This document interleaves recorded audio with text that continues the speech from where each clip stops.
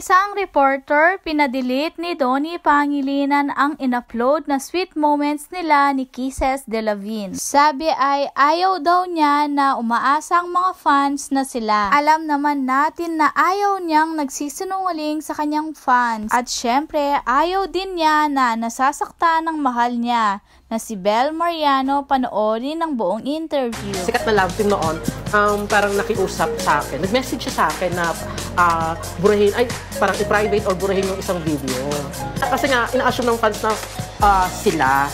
Dahil nga dun sa video na yan. O naging sila. Oo, pero hindi naman. So, pina-request niya sa akin na i-private. Pina-private ko naman. Ay, kumbaga ayaw niyang paasahin ng mga fans. Yeah, love team sila. Sikat na love team before. Baka siguro ayaw niya ng gano'n. Yung apelido niya parang related sa isang political clan, sa isang kilalang politiko. Tapos? Yung sa guy yung sa girl naman, hindi na siya masyadong active ngayon sa showbiz. Bakit hindi na siya active sa showbiz? Siguro hindi nakisabal ang kanyang lips. Kisses and... Hindi ko alam! Ano yung guys?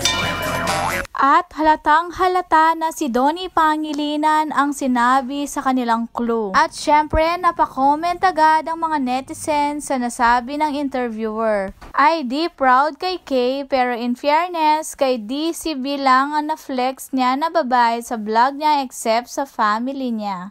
Donnie is a sweet person. Sinabi na ni Donnie na fan service lang yung kay Kisses. O diba, hindi talaga naging GF ni Donnie si Kisses. Love team lang talaga sila. Di tulad ngayon na proud siya kay Bel Mariano. Ganyan ang gusto ko kay Donnie. Masyadong straightforward. Ayaw niyang magsisinungaling dati. Binasag talaga kami niyan. Pero ngayon halatang sila na talaga ni Bel. Napakaraming Bubblies and Don Bell fans na masaya sa interview na ito. Dahil talagang gustong-gusto ni Donnie ay si Bel Mariano lamang. At totoong-totoo na si Bel Mariano lang ang finlex sa social media accounts ni Donnie Pangilinan except sa kanyang pamilya. At sa mga special occasion ng Team Pangilinan, talagang minsan ay present si Bel. Yun pa lang ay hindi basta-basta love team ang sa kanilang dalawa. At lalo na minsan yung mga appreciation posts ng mga parents ni Donnie kay Bel.